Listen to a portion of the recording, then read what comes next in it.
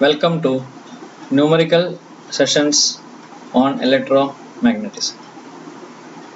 Today we are going to see a numerical problem solved using Biot-Savart's law.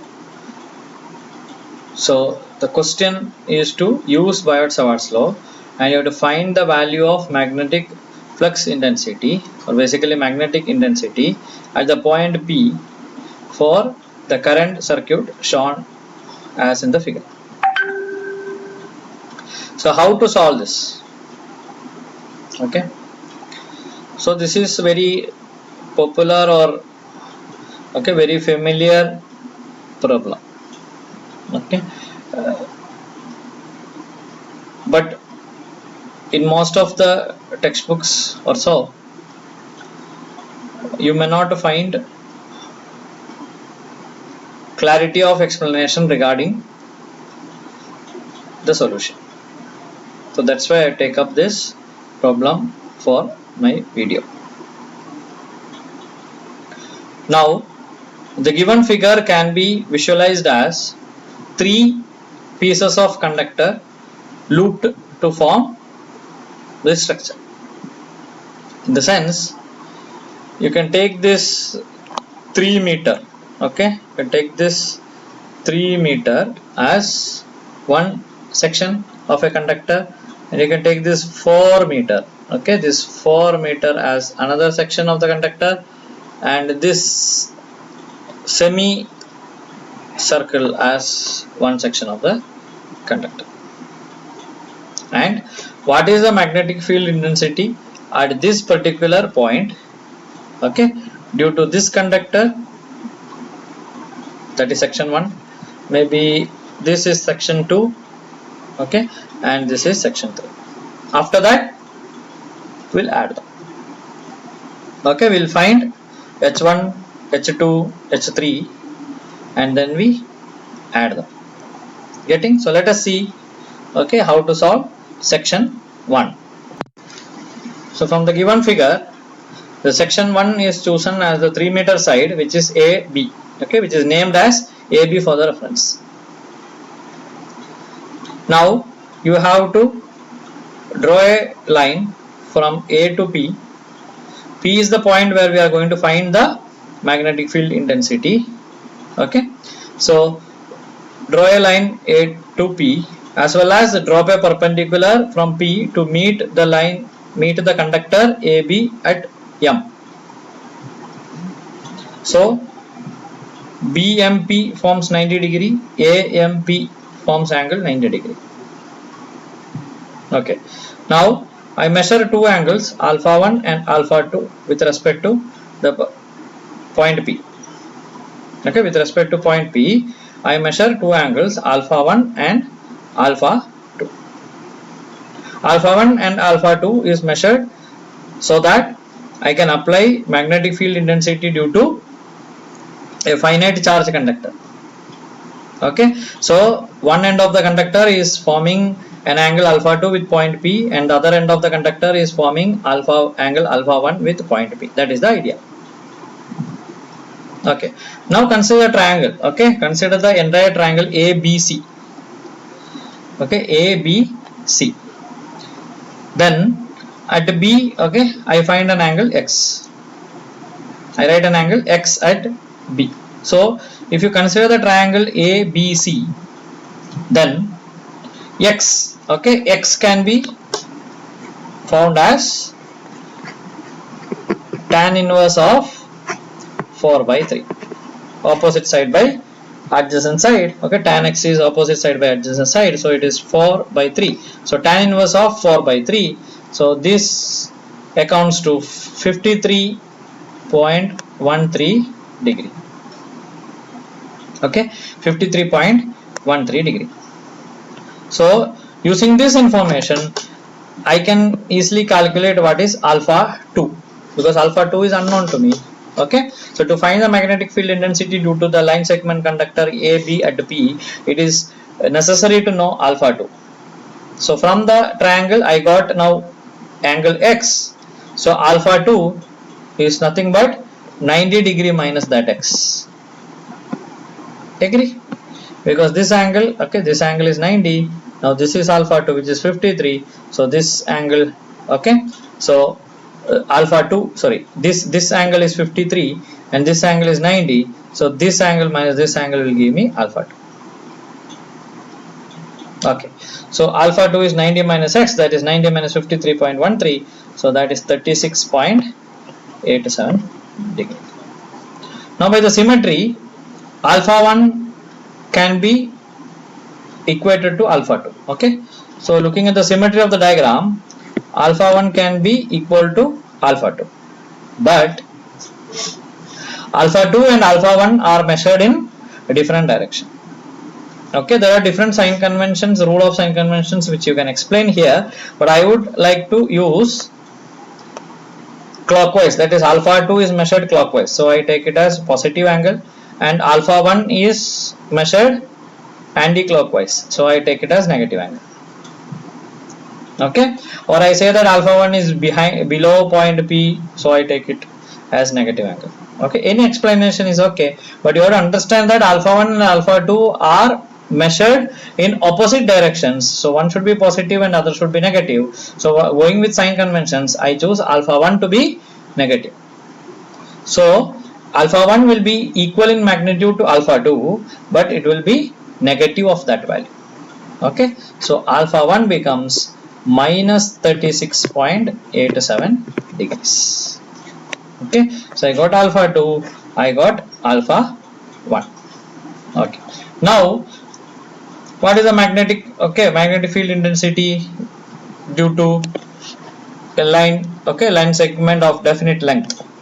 This is I divided by 4 pi r, where r is the distance from the conductor to the point P where we need to calculate magnetic field intensity. So H vector is I by 4 pi r sin alpha 2 minus, correct, sin alpha 2 minus sin alpha 1.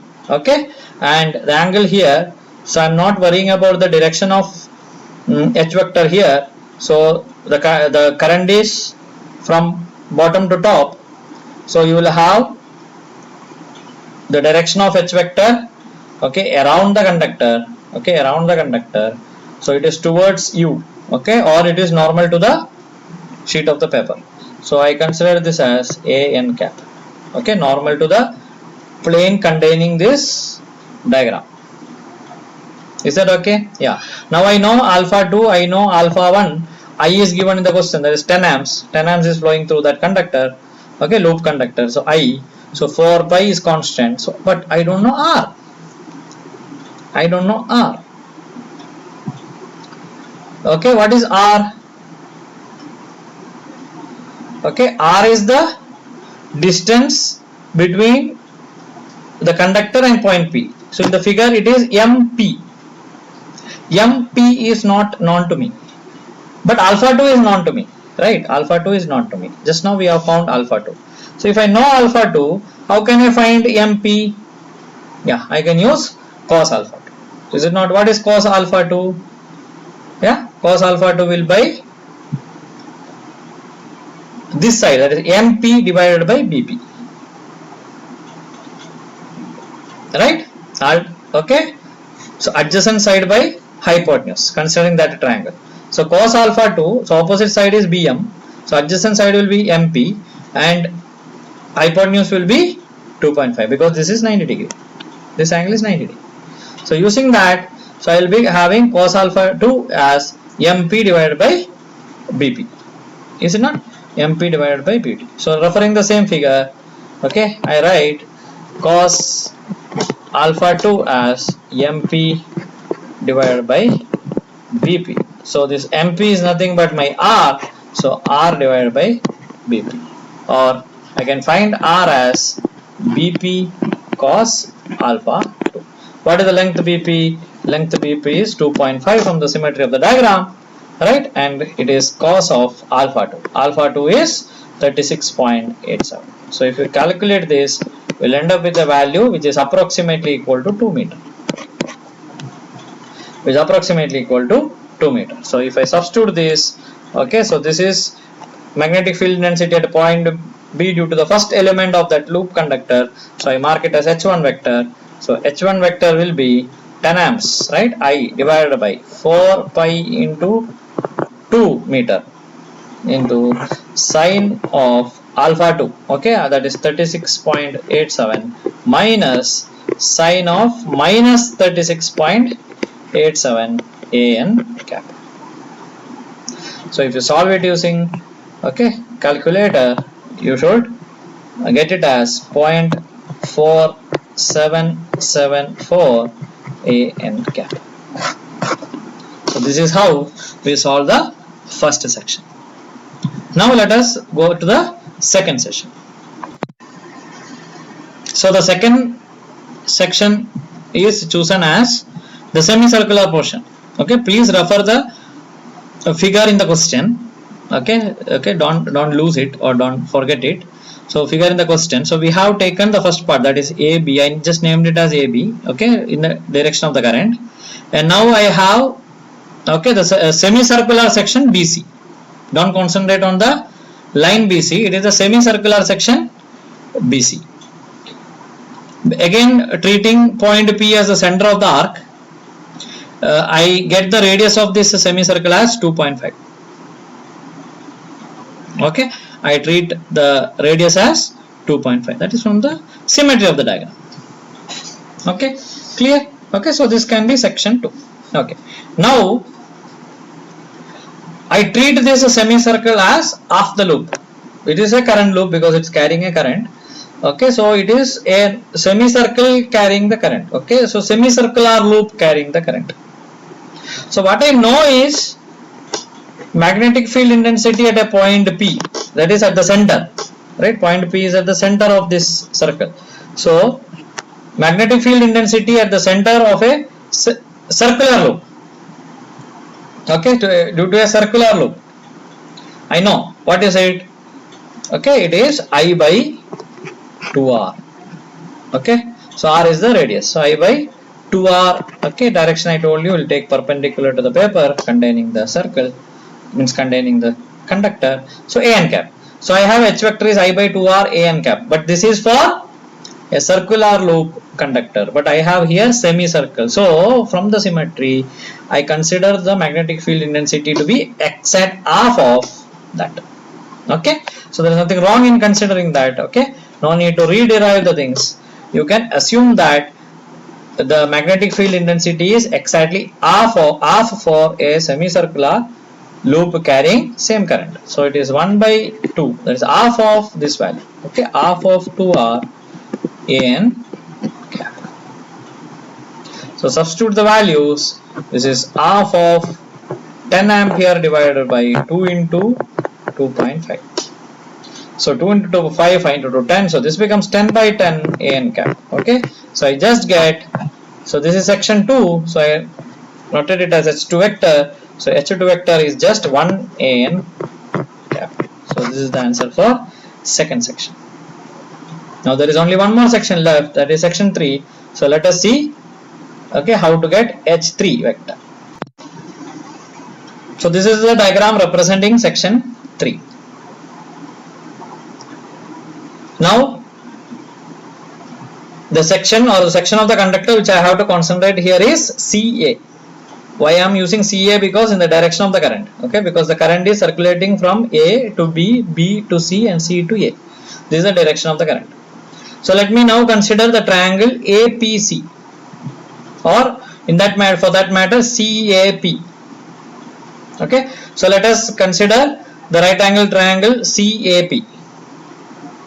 Then again the procedure remains same as section 1. I will drop a perpendicular from point P to meet the conductor CA.